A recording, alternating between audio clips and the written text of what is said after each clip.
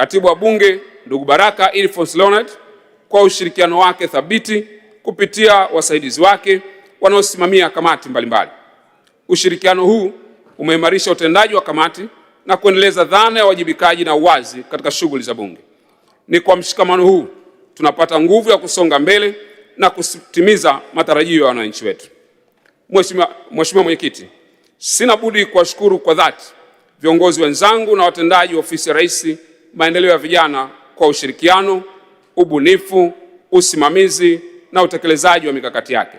Kipekee ninapenda kumshukuru Bi Jennifer Christian Omolo, Katibu Mkuu, na Dr. Kedmon Elisha Mapana, Naibu Katibu Mkuu, kwa uchapakazi wao, umahiri na ushirikiano wanaonipa katika kutekeleza shughuli zangu za kila siku. Vile vile ninawashukuru wakuu wa idara na vitengo pamoja na watumishi wote kwa ushirikiano wao na juhudi wanazozifanya katika kufanikisha malengo ya wizara. Ninaliahidi Bunge lako tukufu kwa Ofisi ya Rais Maendeleo ya Vijana itaendelea kutekeleza majukumu yake kwa kuongozwa na falsafa ya kufanya kazi kwa kasi, kufikika na matumizi ya teknolojia ili kuwafikia vijana wengi zaidi. Mheshimiwa Mwenyekiti, ninaomba nitumie fursa hii kuungana na Mheshimiwa Waziri Mkuu kutoa pole kwa Mheshimiwa Dr. Samia Suluhu Hassan, Rais wa Jamhuri ya Muungano wa Tanzania, kwa Bunge lako tukufu na wananchi kwa ujumla kwa kumpoteza kiongozi wetu mpendwa Mheshimiwa William Vangimembe Lukuvi, aliyekuwa mbunge wa jimbo la Isimani Iringa na waziri wa Nchi, Ofisi ya Waziri Mkuu, Sera, Bunge, Uratibu na watu wenye ulemavu. Pia ninatoa pole kwa kuondokewa na Mheshimiwa Jenista Joakim Mwagama, aliyekuwa mbunge wa jimbo la Peramiho Ruvuma, na Mheshimiwa Halima Id Nasro, aliyekuwa mbunge wa viti maalum kundi la wafanyakazi. Kwa hakika tutaendelea kuwakumbuka na kuwaenzi kwa michango yao na mambo makubwa waliyofanya katika sekta ya maendeleo ya vijana na taifa kwa ujumla. Vile vile naungana na Mheshimiwa Waziri Mkuu kutoa pole kwa Watanzania waliokumbwa na kadhia mbalimbali kama vile ajali, moto na kadhia nyingine. Mwenyezi Mungu aendelee kuwajalia afya njema majeruhi wote, na tunamuomba zilaze roho za marehemu mahali pema peponi. Amina. Mheshimiwa Mwenyekiti, baada ya maelezo ya utangulizi, ninaomba sasa nijielekeze katika maeneo mahususi ya hotuba hii, ambayo kwanza ni hali ya vijana nchini, taarifa ya utekelezaji wa shughuli za maendeleo ya vijana kwa mwaka 2025-26 na mpango wa makadirio ya matumizi ya fungu 104 Ofisi ya Rais Maendeleo ya Vijana kwa mwaka 2026-2027. Hali halisi ya vijana nchini.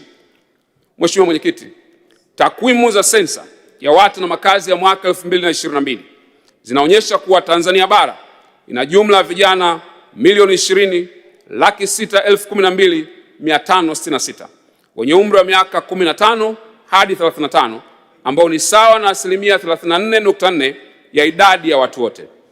Aidha, kwa mujibu wa utafiti wa nguvu kazi kwa mwaka 2020-2021, vijana wanachangia zaidi ya asilimia 55 ya nguvu kazi ya taifa.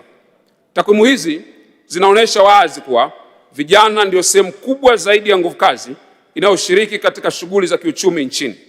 Hivyo, maendeleo ya vijana yana uhusiano wa moja kwa moja na tija ya uzalishaji, ukuaji wa sekta mbalimbali za uchumi, pamoja na uwezo wa taifa katika kuzalisha mali na huduma.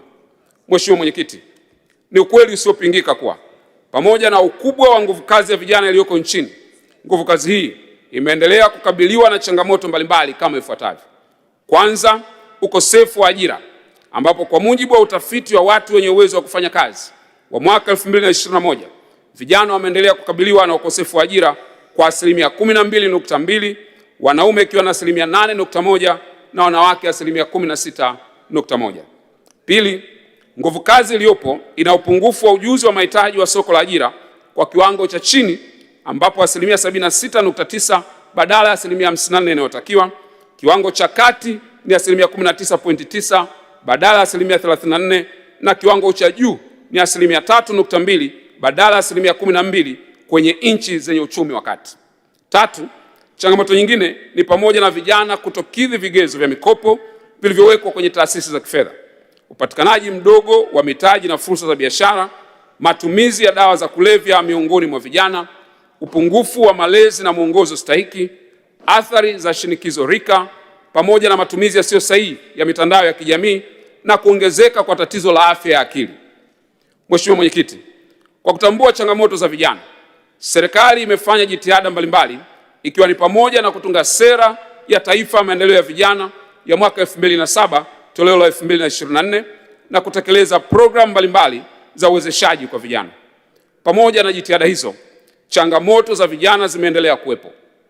Kwa kutambua hivyo, Rais wa Jamhuri ya Muungano wa Tanzania alifanya uamuzi wa makusudi na kuanzisha wizara maalum kupitia tangazo la serikali namba 685 na 686 linalotoa mgawanyo wa majukumu ya wizara, ambao majukumu yake ni kuandaa, kuratibu na kusimamia utekelezaji wa sera zinazohusu maendeleo ya vijana, uratibu wa maendeleo ya vijana na dhana ya kujitolea, uratibu wa elimu ya uraia kwa vijana na ustawi wa vijana, ushirikishwaji na uwezeshaji wa vijana kiuchumi, uratibu wa majukwaa ya vijana, kuboresha utendaji wa maendeleo ya rasilimali watu na kusimamia taasisi zilizo chini ya ofisi.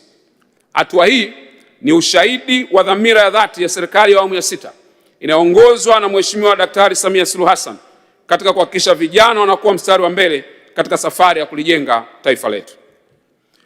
Kuhusu utekelezaji wa shughuli za maendeleo ya vijana kwa mwaka 2025-26, Mheshimiwa Mwenyekiti, katika kusimamia programu za uwezeshaji vijana kiuchumi, wizara imetoa mikopo ya vifaa yenye thamani ya shilingi milioni 824,463,770 kwa vijana 126 katika mkoa wa Mwanza vijana 39, Mtwara vijana 40, Mbeya vijana 22, Rukwa 10 na Arusha 15 kupitia mfuko wa maendeleo ya vijana ili kuwawezesha kujiajiri na kuajiri wengine. Aidha, wizara imeendelea kuboresha mifumo ili kupunguza changamoto na vikwazo vilivyokuwepo hapo awali. Kwa sasa, mikopo inatolewa kwa vikundi na pia kwa kijana mmoja mmoja, lakini pia mikopo ina kipindi cha rehema, yani grace period, kuanzia miezi 3 hadi miezi 6. Isipokuwa kwa miradi maalum ya kilimo, uvuvi na ufugaji inapewa kipindi cha rehema cha miezi 8. Na riba imepunguzwa hadi 5% kwa kipindi chote cha mkopo. Lakini pia imejikita kwenye uwezeshaji wa vifaa badala ya fedha peke yake. Na wizara imeingia makubaliano na taasisi za kifedha kwa ajili ya kutoa mikopo na mafunzo kwa vijana, ambapo wanufaika hupatiwa mafunzo kabla ya mkopo, wakati na pia wakati wa uzalishaji. Mheshimiwa Mwenyekiti, katika kutekeleza ahadi ya Mheshimiwa Dr. Samia Suluhu Hassan, Rais wa Jamhuri ya Muungano wa Tanzania, aliyoitoa wakati wa kampeni za uchaguzi mkuu wa mwaka 2025 ya kuwezesha upatikanaji wa mitaji kwa ajili ya biashara ndogo, zakati na kampuni changa, yani startups, tarehe 5 Februari 2026, Ofisi ya Rais Maendeleo ya Vijana ilikabidhiwa hundi yenye thamani ya shilingi bilioni 200 na kupewa jukumu la usimamizi na uratibu. Fedha hizo zinatolewa kupitia sekta mbalimbali zikiwemo sekta ya vijana, kilimo, madini, mifugo na uvuvi, viwanda na biashara, habari, utamaduni, sanaa na michezo, elimu, sayansi na teknolojia, mawasiliano na teknolojia ya habari, maendeleo ya jamii, jinsia, wanawake na makundi maalum na Wizara ya Fedha. Mheshimiwa Mwenyekiti, ninaomba kulitaarifu bunge lako tukufu kuwa baada ya kukabidhiwa jukumu la uratibu kwa kushirikiana na wizara za kisekta, wizara yangu imeanzisha programu ya kitaifa ya uwezeshaji vijana kiuchumi na kuandaa mwongozo wa utekelezaji wa programu hiyo. Mwongozo huo umejikita katika kuweka viwango vya ufanisi, uwazi na uwajibikaji kwa wakopaji na wakopeshaji wa fedha hizi za umma. Mwongozo pia umeainisha taratibu za utoaji, usimamizi na urejeshaji wa mikopo na sifa za wakopaji sambamba na mifumo ya ufuatiliaji na tathmini. Utekelezaji wa programu ya kitaifa ya uwezeshaji wa vijana kiuchumi umeanza na hadi kufikia Aprili 2026, jumla ya maombi 30,384 ya mikopo ya miradi ya vijana yamepokelewa na yanaendelea kufanyiwa uchambuzi. Mheshimiwa Mwenyekiti, katika utekelezaji wa programu ya kitaifa ya kuwezesha vijana kiuchumi, kiasi cha shilingi bilioni 48.6 kimetolewa kwa awamu ya kwanza katika sekta za uzalishaji na huduma ambazo ni kilimo, mifugo na uvuvi, biashara na viwanda vidogo, sanaa na ubunifu, maendeleo ya jamii pamoja na teknolojia na huduma za kidijitali. Uwekezaji katika sekta hizo umezingatia maeneo yenye fursa kubwa za ajira na uzalishaji mali ambapo vijana wengi wanajishughulisha. Awamu ya kwanza ya utekelezaji wa programu itakapokamilika, inatarajia itanufaisha vijana takriban 10,000. Aidha, katika awamu ya pili ya utekelezaji wa programu hiyo, Ofisi ya Rais Maendeleo ya Vijana imepokea kiasi cha shilingi bilioni 2.5 ambapo kinatarajiwa kunufaisha vijana wapatao 888 kupitia miradi 36 katika sekta za viwanda, biashara ndogondogo, kilimo, uvuvi na mifugo, ambapo ajira 4440 zinatarajiwa kuzalishwa. Wizara itaendelea kuhakikisha kuwa mikopo inayotolewa inawanufaisha makundi yote ya vijana kwa usawa bila kujali itikadi zao au maeneo yao ya kijiografia. Mheshimiwa Mwenyekiti, vijana pia wamekuwa wakiwezeshwa kupitia 4% ya makusanyo ya ndani ya halmashauri, ambapo kwa mwaka 2025-26 vikundi 5199 vya vijana vilinufaika na mikopo yenye thamani takriban shilingi bilioni 52.168. Kupitia mikopo hii, vijana wameweza kupata mitaji ya kuanzisha na kuendeleza shughuli zao za kiuchumi, kukuza biashara, kuongeza ajira na kuinua hali za maisha. Ninaomba nimpongeze Waziri wa Nchi, Ofisi ya Waziri Mkuu TAMISEMI na wakurugenzi wa halmashauri zote nchini kwa kuendelea kuratibu na kusimamia utengaji wa fedha zitokanazo na mapato ya ndani ya halmashauri kwa ajili ya kuwawezesha vijana kiuchumi. Mheshimiwa Mwenyekiti, kwenye eneo la kukuza ujuzi kwa vijana, wizara inaendelea kushirikiana na Ofisi ya Waziri Mkuu, Kazi, Ajira na Mahusiano pamoja na Wizara ya Elimu, Sayansi na Teknolojia kupitia Mamlaka ya Elimu na Mafunzo ya Ufundi Stadi VETA katika kukabiliana na changamoto ya ajira kwa vijana kupitia programu ya kukuza ujuzi, ambako katika mwaka 2025-26 mafunzo ya kukuza ujuzi kwa njia ya wanagenzi yametolewa kwa vijana 5746 katika vyuo na taasisi za mafunzo 46. Vile vile, mafunzo ya uzoefu wa kazi kwa njia ya utarajali kwa vijana 2500 na mafunzo maalumu ya kushindania fursa za ajira ndani na nje ya nchi yametolewa kwa vijana 7826. Pia, wizara itaendelea kushirikiana na wizara zingine za kisekta zinazotekeleza programu za kukuza ujuzi kwa vijana. Mheshimiwa Mwenyekiti, Ofisi ya Rais Maendeleo ya Vijana inasimamia vituo vitatu vya maendeleo ya vijana, yaani Sasanda kilichopo mkoani Songwe, Marangu kilichopo mkoani Kilimanjaro na Ilonga kilichopo Morogoro, vyenye lengo la kuimarisha utoaji wa mafunzo ya muda mfupi ili kuwapatia vijana ujuzi katika eneo la kilimo, tehama na ujasiriamali. Hata hivyo, vituo hivyo vilisitisha kutoa huduma kutokana na uhaba wa wakufunzi na uchakavu wa miundombinu, yaani majengo pamoja na madarasa. Kutokana na hali hiyo, wizara imefanya tathmini ya uchakavu wa miundombinu katika vituo vya Sasanda, Songwe na Ilonga, Morogoro kwa lengo la kufanya ukarabati kwa awamu ili vianze kutoa huduma. Baada ya kukarabatiwa, vituo hivyo vinatarajiwa kuwa na uwezo wa kudahili jumla ya vijana 300 kila robo mwaka kwa kila kituo, sawa na vijana 1200 kwa mwaka kwa kila kituo. Mheshimiwa Mwenyekiti, katika eneo la utoaji wa elimu na fursa za kiuchumi kupitia makongamano, warsha na majukwaa ya vijana, Ofisi ya Rais Maendeleo ya Vijana imetoa elimu kwa vijana 15753 kuhusu elimu ya afya ya akili, ujasiriamali, uongozi wa biashara, utunzaji wa hesabu na elimu ya mikopo. Aidha, vijana hao pia walipata elimu kuhusu fursa zilizopo katika Benki ya Maendeleo ya Kilimo na Mamlaka ya Mapato Tanzania TRA. Vile vile, vijana walipata elimu kutoka PPRA kuhusu takwa la sheria ya ununuzi wa umma inayoelekezwa kutengwa kwa 30% ya zabuni za umma kwa ajili ya makundi maalum, ambapo kati ya hizo 10% ni kwa ajili ya vijana. Kupitia elimu hiyo, vijana waliweza kujisajili katika mfumo wa kielektroniki wa manunuzi ya serikali, yani NeST, ambapo vikundi 299 vya vijana vyenye jumla ya vijana 2226 vimenufaika kwa kupata zabuni zenye thamani ya shilingi bilioni 13.2. Mheshimiwa Mwenyekiti, kwenye eneo la kuimarisha ushirikishaji wa vijana na kusikiliza maoni yao, baada ya kuundwa kwa Ofisi ya Rais Maendeleo ya Vijana, kulikuwa na dhamira ya kufahamu kwa kina mahitaji ya vijana, mawazo yao pamoja na mitazamo yao kuhusiana na masuala mbalimbali yanayogusa maisha yao ya kila siku. Hivyo wizara iliandaa ziara za kukutana na vijana kwa lengo la kutoa jukwaa la wazi la kusikiliza sauti zao, kuelewa changamoto zao wanazokumbana nazo, lakini pia kupokea mapendekezo yao.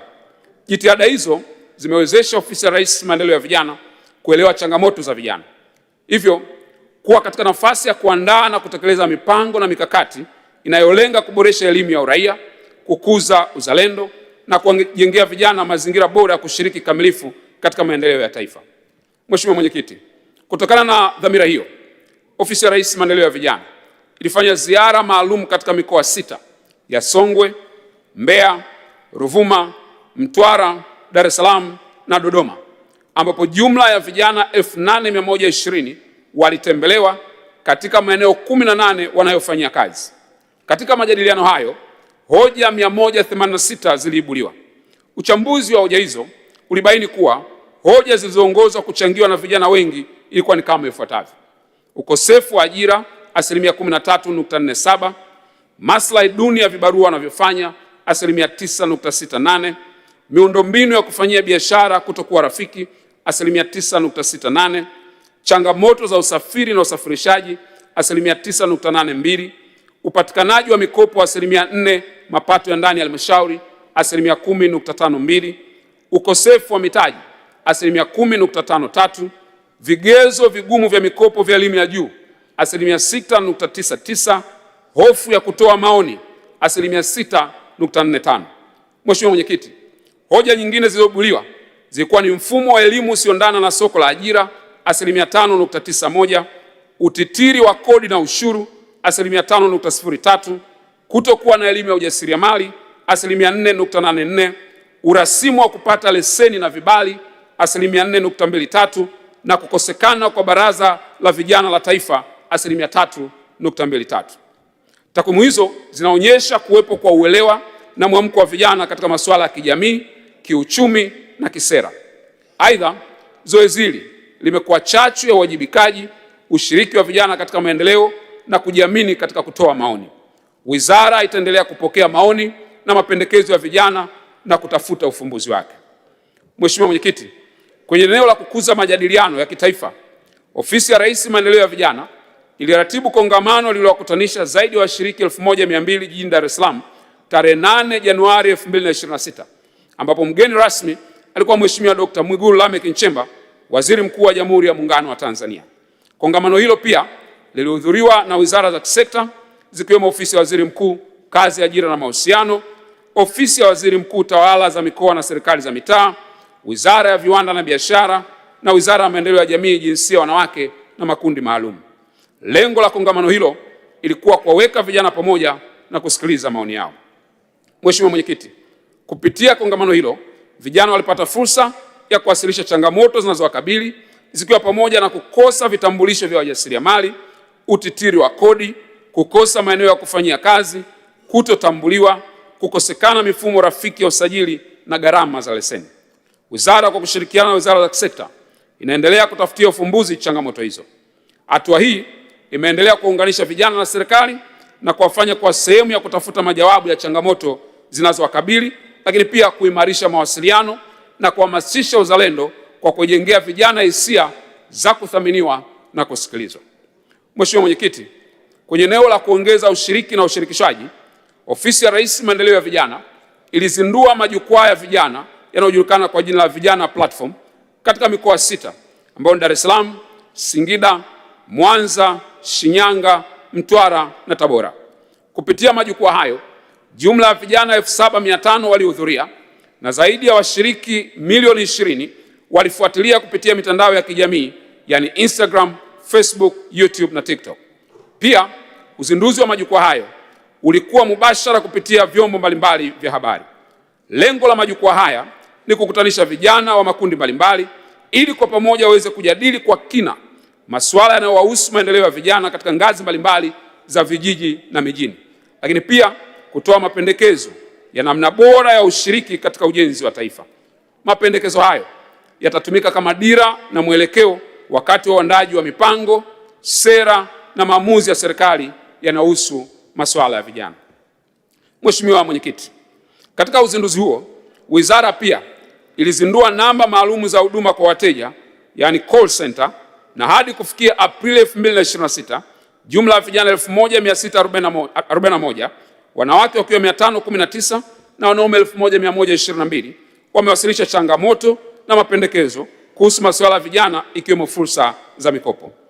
Ofisi ya Rais Maendeleo ya Vijana imeyafanyia kazi mapendekezo yaliyotolewa, ikiwa ni pamoja na kutoa elimu kuhusu vigezo na utaratibu wa mikopo hiyo. Mheshimiwa Mwenyekiti, kuhusu uratibu wa masuala ya vijana, Ofisi ya Rais Maendeleo ya Vijana iliratibu kikao kazi cha maafisa maendeleo ya vijana wa mikoa na halmashauri kilichofanyika tarehe 17 mpaka 18 Disemba 2025 hapa mkoani Dodoma. Kikao hicho kililenga kuimarisha uratibu, ufuatiliaji na utekelezaji wa programu za vijana kuanzia ngazi ya mamlaka ya serikali za mitaa, mikoa hadi taifa. Aidha, wizara inaandaa mfumo wa uratibu wa masuala ya vijana nchini na kanzidata ya kitaifa itakayokusanya taarifa za masuala ya vijana. Lengo la kuandaliwa kwa mfumo huo ni kuongeza ufanisi wa utekelezaji wa afua na ushiriki wa vijana katika shughuli za maendeleo ya vijana na kuwezesha wadau kutoka sekta ya umma na binafsi kutekeleza programu za uwezeshaji wa vijana. Mheshimiwa Mwenyekiti, wizara inasimamia sheria ya Baraza la Vijana la Taifa sura ya 441 ambayo inatoa utaratibu wa uanzishwaji wa mabaraza ya vijana nchini. Hata hivyo, kutokana na mahitaji ya sasa ya vijana, serikali imeanza mapitio ya sheria hiyo ili kukidhi mahitaji hayo sambamba na kuhakikisha vijana wanapata nafasi pana ya kushiriki katika kupanga na kuamua mustakabali wa maendeleo yao na taifa kwa ujumla. Katika kufanya maboresho hayo, wizara imefanya ziara ya mafunzo kwa kutembelea Zanzibar na nchi ya Namibia kwa lengo la kujifunza juu ya uendeshaji wa mabaraza hayo, hususan muundo wa baraza la vijana na masuala ya fedha na miradi inayotekelezwa na baraza la vijana. Kwa sasa wizara inaendelea kukusanya maoni kwa wadau wengine ikiwemo vijana. Mheshimiwa Mwenyekiti, kwenye eneo la kuimarisha ustawi na makuzi kwa vijana, Ofisi ya Rais Maendeleo ya Vijana imeandaa mwongozo wa kitaifa wa mafunzo ya stadi za maisha unaolenga kuwajengea vijana uwezo wa kujitambua, uwezo wa kuhimili changamoto za maisha, kufanya maamuzi sahihi na kuwasiliana kwa ufanisi. Kupitia mwongozo huu, serikali inalenga kujenga kizazi chenye afya njema ya akili, chenye kujiamini na uwezo wa kujitegemea katika kufikia malengo. Mheshimiwa Mwenyekiti, Ofisi ya Rais Maendeleo ya Vijana kwa kushirikiana na Wizara ya Vijana, Ajira na Uwezeshaji Zanzibar imeratibu uzinduzi wa mbio za Mwenge wa Uhuru uliofanyika tarehe 2 Aprili 2026 katika uwanja wa mpira Gombani, mkoa wa Kusini Pemba. Mgeni rasmi katika uzinduzi huo alikuwa Mheshimiwa Dr. Hussein Ali Mwinyi, Rais wa Zanzibar na Mwenyekiti wa Baraza la Mapinduzi. Mwenge wa Uhuru utakimbizwa katika mikoa 31 na halmashauri 195 za Jamhuri ya Muungano wa Tanzania. Kupitia mbio za Mwenge wa Uhuru, miradi na shughuli mbalimbali za maendeleo zinatarajia kukaguliwa na kuzinduliwa. Ujumbe wa mbio za Mwenge wa Uhuru kwa mwaka 2026 unalenga katika ujenzi wa amani, umoja na mshikamano wa kitaifa chini ya kauli mbiu inayosema Tanzania ni yetu sote, tushikamane kwa pamoja kuleta maendeleo. Kupitia mbio za Mwenge wa Uhuru, wananchi wanaendelea kuhamasishwa kushiriki mapambano dhidi ya dawa za kulevya, malaria, ukimwi, rushwa na kuzingatia lishe bora kwa afya imara. Aidha, wizara imefanya mapitio ya mwongozo wa mbio za Mwenge wa Uhuru wa mwaka 2002 toleo la mwaka 2026 ambao ulizinduliwa siku ya uzinduzi wa mbio za Mwenge wa Uhuru kitaifa. Mheshimiwa Mwenyekiti, zipo changamoto na mikakati ya utekelezaji kukabiliana nayo. Kwa kuwa wizara hii ni mpya, imeanza kutekeleza majukumu yake katika mazingira ya kuanzisha mifumo na kujenga misingi imara ya maendeleo ya vijana ndani ya taifa letu. Pamoja na mafanikio yaliyopatikana, wizara imekabiliana na changamoto zifuatazo. 1. Ongezeko la uhitaji wa mikopo ukilinganisha na kiasi cha fedha kinachotengwa. 2. Baadhi ya vijana kukosa ujuzi unaokidhi mahitaji ya soko la ajira. 3. Uelewa mdogo wa masuala ya stadi za maisha, elimu ya uraia, uzalendo, afya ya uzazi, athari za matumizi ya dawa za kulevya na matatizo ya afya ya akili. Na 4. Miradi ya vijana kutokuwa endelevu. Mheshimiwa Mwenyekiti, ili kukabiliana na changamoto hizo, wizara imejipanga kutekeleza mikakati ifuatayo. 1. Ni kuendelea kushirikisha wadau wa maendeleo ili kuchangia bajeti za programu mbalimbali za vijana. 2. Ni kuendelea kutoa elimu kuhusu mikopo yenye masharti nafuu kwa vijana kupitia mfuko wa maendeleo ya vijana kwa kushirikiana na taasisi za kifedha. 3, kuendelea kutoa elimu kuhusiana na stadi za maisha, elimu ya uraia na uzalendo, ili kujenga kizazi cha vijana kinachojua haki na wajibu wao, kinachopenda nchi yao na kinachoshiriki kikamilifu katika maendeleo ya taifa. 4, kuendelea kutoa ujuzi kwa vijana kupitia vituo vya maendeleo ya vijana, ili vijana waweze kupata mafunzo ya muda mfupi kuhusu kilimo, ujasiriamali, ujasiri pamoja na tehama. 5, kuendelea kutoa elimu na kujenga uwezo kupitia mwongozo wa kitaifa wa mafunzo ya stadi za maisha na mwongozo wa uratibu wa programu ya stadi za maisha kwa vijana. 6, kuendelea kushirikiana na wizara za kisekta katika kukabiliana changamoto za ajira, ikiwemo kukuza ujuzi kwa njia ya uanagezi, kurasimisha ujuzi uliopatikana katika mfumo usio rasmi wa mafunzo, yani recognition for prior learning skills, kupata mafunzo ya uzoefu wa kazi, internship skills, na mafunzo ya kukuza ujuzi kwa walio makazini, upskilling skills, kupitia programu ya kukuza ujuzi inayosimamiwa na ofisi ya Waziri Mkuu, kazi, ajira na mahusiano. Programu zingine ni pamoja na Jenga Kesho Iliyo Bora, yani Build Better Tomorrow, inayosimamiwa na Wizara ya Kilimo, na programu ya Mining for a Brighter Tomorrow inayosimamiwa na Wizara ya Madini. 7, uchambuzi wa fursa, yani opportunity mapping, utafanyika kwa lengo la kubaini na kutambua fursa zilizopo katika maeneo mbalimbali, pamoja na kukusanya taarifa muhimu zitakazowezesha kuwashirikisha vijana kuhusu fursa hizo. Hatua hii italenga kuhakikisha vijana wanapata uelewa sahihi wa rasilimali na nafasi zilizopo katika mazingira yao, ili waweze kuzitumia kikamilifu kwa maendeleo yao binafsi na ya jamii kwa ujumla. Hii ni pamoja na fursa zilizopo katika wizara za kisekta. Namba 8 ni kuandaliwa kwa mfumo wa uratibu wa masuala ya vijana utakaowezesha kukusanya, kuhakiki, kuhifadhi taarifa sahihi kuhusu vijana, ili kuwa na kanzi data itakayojumuisha mahitaji, sifa, ujuzi na maeneo ya kipaumbele. Mfumo huu utatumika katika uombaji wa mikopo kupitia mfuko wa maendeleo ya vijana. Taarifa hizi zitatumika kuwezesha utambuzi wa uwezo na changamoto zao kwa ufanisi zaidi, pamoja na kurahisisha mchakato wa kuwaunganisha na fursa mbalimbali za ajira, mafunzo, ubunifu na uwezeshaji kulingana na vigezo vinavyolingana na wasifu wao. Hatua hii itachangia kuongeza ushiriki wa vijana katika shughuli za maendeleo na kuinua ustawi wao kiuchumi na kijamii.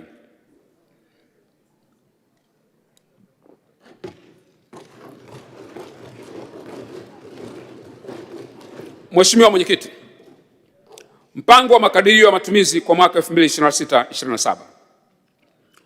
Ofisi ya Rais Maendeleo ya Vijana fungu namba 104 kwa mwaka 2026/27 yameandaliwa kwa kuzingatia miongozo mbalimbali, ikiwemo mwongozo wa maandalizi ya mpango wa bajeti ya serikali kwa mwaka 2026/27 mpaka 2028/29, dira ya taifa ya maendeleo ya 2050, mpango wa 4 wa taifa wa maendeleo wa miaka mitano 2026/27 mpaka 2030/31, sera ya taifa ya maendeleo ya vijana ya 2007 toleo la mwaka 2024, ilani ya Chama cha Mapinduzi ya mwaka 2025 mpaka 2030, sheria ya bajeti sura ya 439, mpango mkakati ofisi ya Rais Maendeleo ya Vijana wa miaka mitano 2026-2030, na malengo ya maendeleo endelevu ya mwaka 2030, yani Sustainable Development Goals SDGs 2030.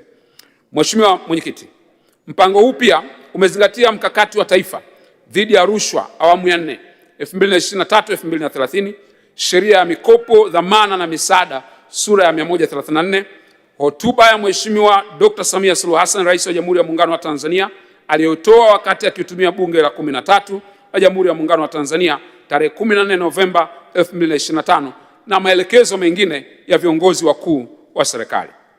Vipaumbele vya mpango.